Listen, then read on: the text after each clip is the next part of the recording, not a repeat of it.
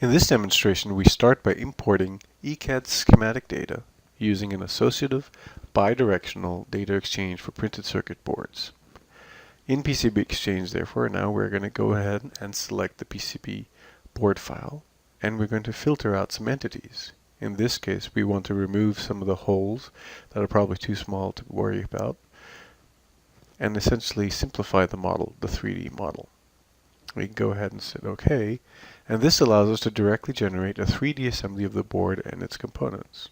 We're able to do this because this 3D information exists in the 2D ECAD software that we're able to convert into 3D. We are now ready to create the ESC model, or the simulation model. By pointing to a user database of component thermal properties, SimCenter 3D creates a suitable model for each electrical component. Again, here we choose to simplify the model in preparation to generate the simulation model.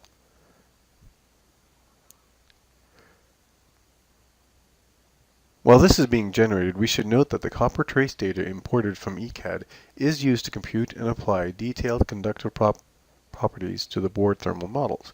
If you recall the workflow I described in the previous slide, this is where the automatic computation of the spatial thermal conductivity comes into play. Additionally, it is the ability to have a lumped representation of the components on the board that allows for the rapid generation of the CAE model. Now that the PCB finite element model has been generated, it can be added to the finite element assembly of the PC chassis.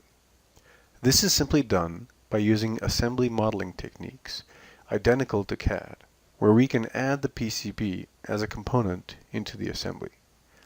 We can quickly hide components from view for clarity's sake and position the PCB.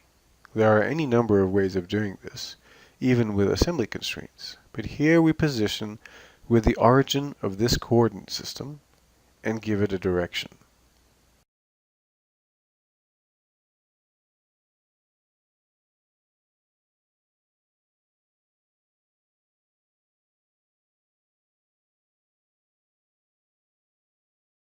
We then need to generate the internal and external air domains necessary for thermofluid analysis. In a typical CFD workflow, developing the fluid domains can be very time-consuming. However, with SimCenter 3D, this can be easily done using the surface wrap algorithm. In this case, we first select all the geometry that we want to do the wrap around and decide if we wanted it to be an interior or an exterior wrap. In this case, we choose to have an interior wrap, and we just choose a point somewhere in between, in the middle, from one side to the other side of the component. You can see the orange point. Once we have defined the internal volume, we then just need to give it a resolution, a global resolution for the wrap. However, we can choose to further refine the wrap by defining a tighter local resolution. In this case, around the PCB. This flexibility ensures we produce a mesh that captures details only where needed and does not unnecessarily increase computation time.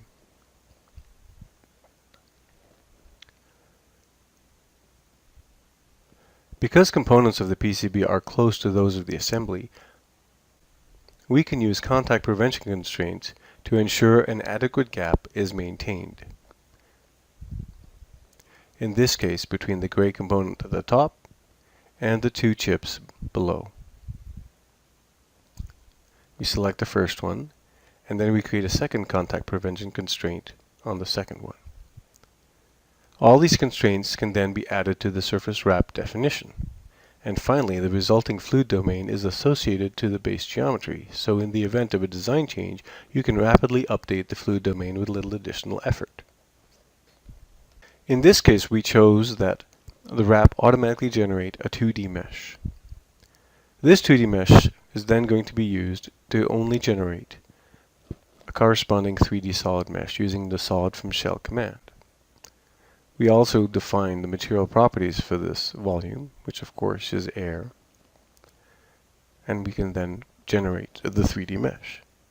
But one of the key points here is that by maintaining associativity throughout, at any time, if the PCB design changes, the wrap, the 2D and 3D mesh will always automatically update.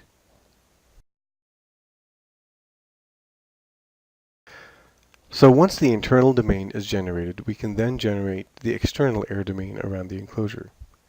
In this case, to define the external air domain, we need to have the volume that represents the external air.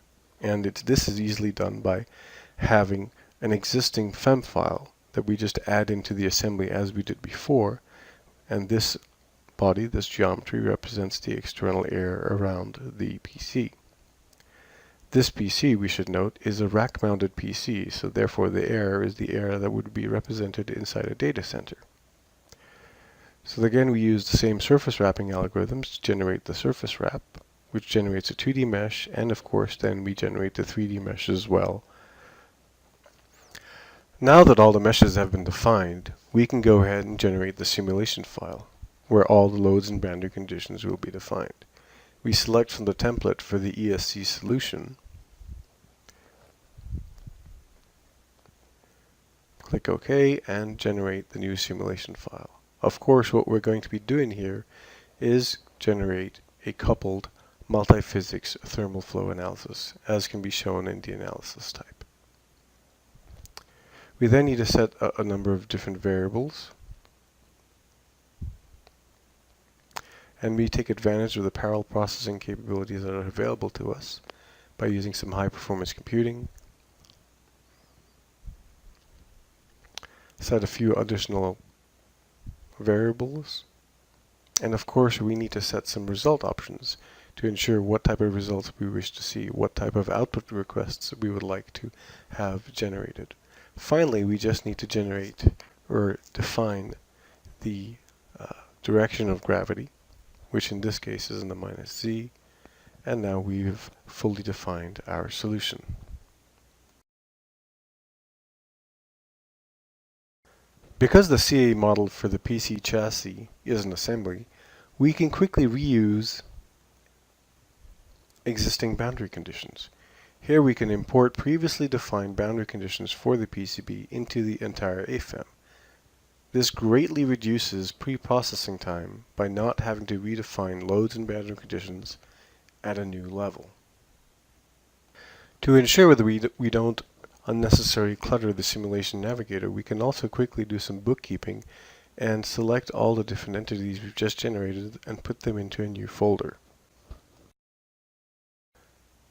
To complete this model, flow boundary conditions are applied, in this case at the inlet, to represent a forced airflow of 5 meters per second from the ceiling onto the PC, which again, as I said before, would be rack mounted. The flow outlet would then be on the floor, which is typical of a data center setup.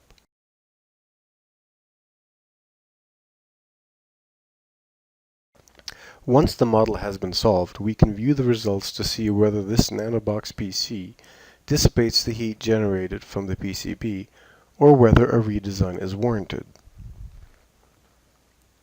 We can first observe that the airflow at the top flat surface of the PC is close to zero, which is expected since the air from the ceiling hits the top of the PC. This is also a good sanity check of our model. Then we observe that the air accelerates along its fins to the side. We can then view the thermal results of the PCB and see that there is a high temperature of 51 degrees C, which is mostly localized on the board.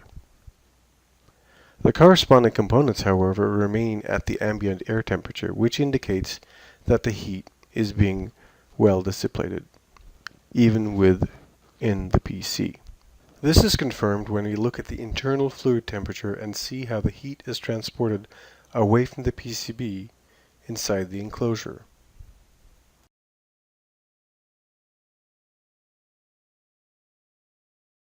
While these results indicate that the mechanical design will meet the operating conditions of this PCB, it is also possible to quickly create and evaluate multiple PCB design variants and compare the performance of each.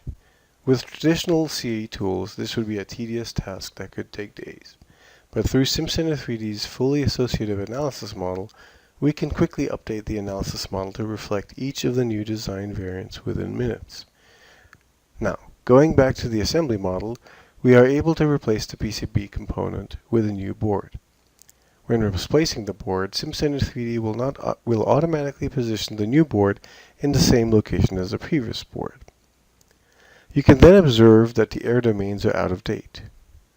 However, by quickly redefining the surface wrap constraints for the new board, and then dragging and dropping the constraints into the air domain recipe, the wrap and resulting air domain get updated to the new design.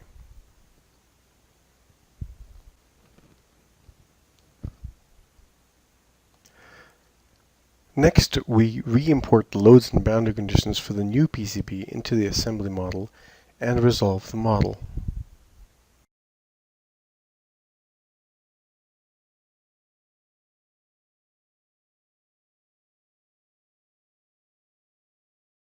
Finally, we wish to compare the thermal performance of both PCBs, and this is easily accomplished by displaying both results side by side and interacting with them simultaneously. I hope this demonstration gave you a sense of the unique end-to-end workflow that can be achieved for the electronics industry with SimCenter 3D. Now let's take a look at a few customer success stories with this solution.